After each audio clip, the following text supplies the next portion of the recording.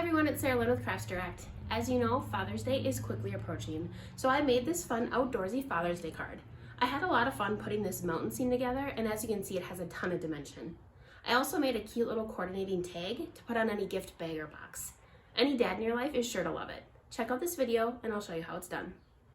I'm going to start by cutting a piece of Basil Craft cardstock to 5.5 inches by 4.25 inches.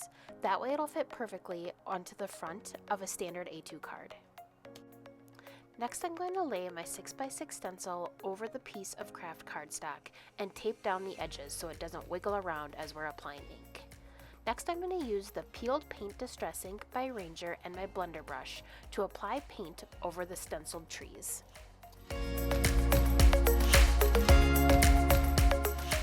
Once all the trees are filled in, gently remove the stencil.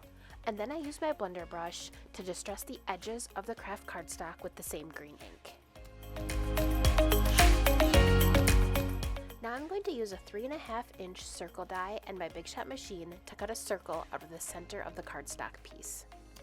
Next, I'm going to cut a piece of white cardstock to 4 inches by 4 inches so it fits perfectly behind our cutout circle.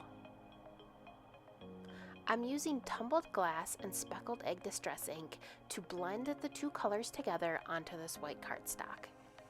Keep applying more of each ink until you get the color that you desire. I used tumbled glass on one side and speckled egg in the middle. Once I had the two to the color that I liked, I went back over both colors with tumbled glass to get them to blend together a little nicer. I'm using this piece to create a landscape colored background for our card, so this is going to be the sky part of our landscape. Once I got the blues blended the way I like, I'm going to be adding pumice stone gray to the bottom for the ground part of our landscape.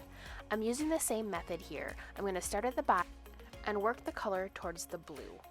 I'm going to keep adding more ink until I get the color that I like.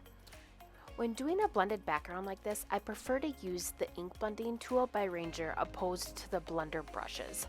I feel like I can get deeper colors and better blending when I use this tool instead. Instead of using colored cardstock for the bear and mountain die cut pieces, I decided to use inks that I already have at home to color these items. So I'm using pumice stone paint and frayed burlap distress inks by Ranger. I'm using a blender brush to apply these inks onto craft cardstock. Using the Big Shot machine, I'm going to die cut bears and mountains out of my inked cardstock piece. Once the pieces were die cut, I decided I wanted to ink a little bit more of them, and that way it showed a little bit of the embossed detail that the die cuts did. So I used my blender brushes to apply more ink to both the bears and the mountain pieces. Now I'm going to use the same method by applying peeled paint ink onto a piece of craft cards, as well as walnut stain. I'm going to use this inked piece to cut out the tree pieces. Once the little pieces are die cut, I'm going to use liquid glue to adhere the pieces together. I decided as I was building my little mountain scene that I needed another small mountain die cut, so I went ahead and cut another one with my Big Shot machine. This card has a lot of dimension, so I want some of the dimensions in different thicknesses. So I'm going to cut out a couple of the mountains and the big bear out of a kid's foamy sheet for a little bit of dimension. I went ahead and used liquid glue to adhere the foam die cut pieces to the cardstock mountains. Then I played around a little bit with the layering of the mountains and how I wanted the scene to look.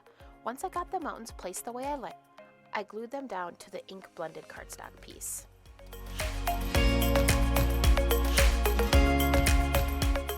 Next, I applied double-sided foam tape around the die cut circle on our craft piece.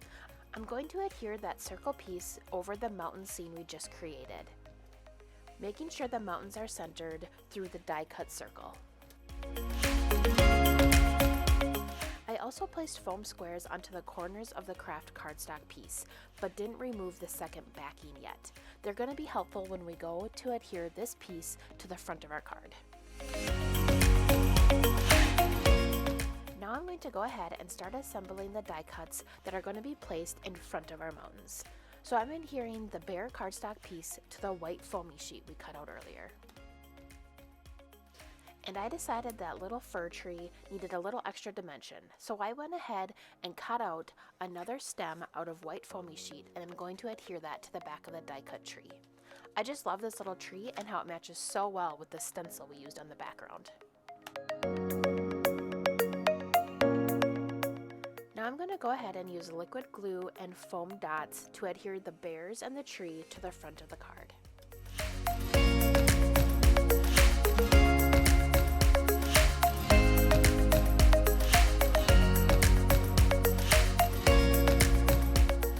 Next, I'm going to cut a 1/4 inch strip of ivory cardstock to stamp our Happy Father's Day sentiment onto. I'm using the Seasonal Simple Sentiments stamp set by Avery Elle and black ink to stamp the sentiment onto the cardstock.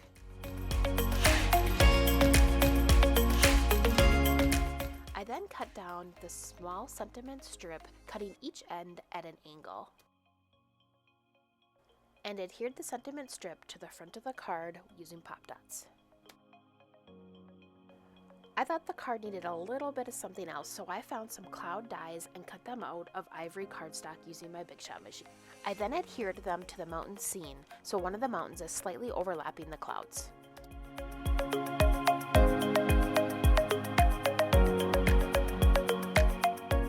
Next, I'm going to adhere the finished piece to the front of the card, using the foam squares I put on earlier and a little bit more double-sided tape.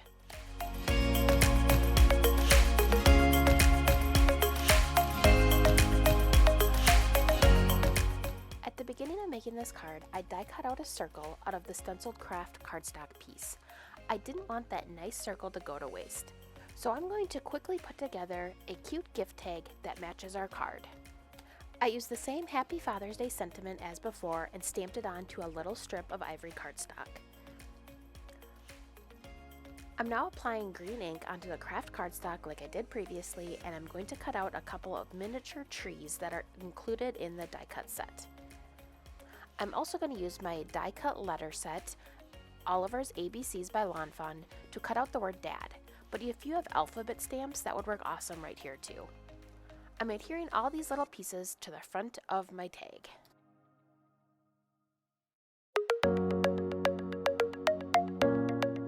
Now I simply punch a little hole at the top of the tag, attach some jute string, and you're all done. You have a super cute Happy Father's Day card and matching gift tag. Any father is sure to love this year. Thanks for watching, and Happy Father's Day to all those dads out there. For more project ideas, go to craftsdirect.com/projects.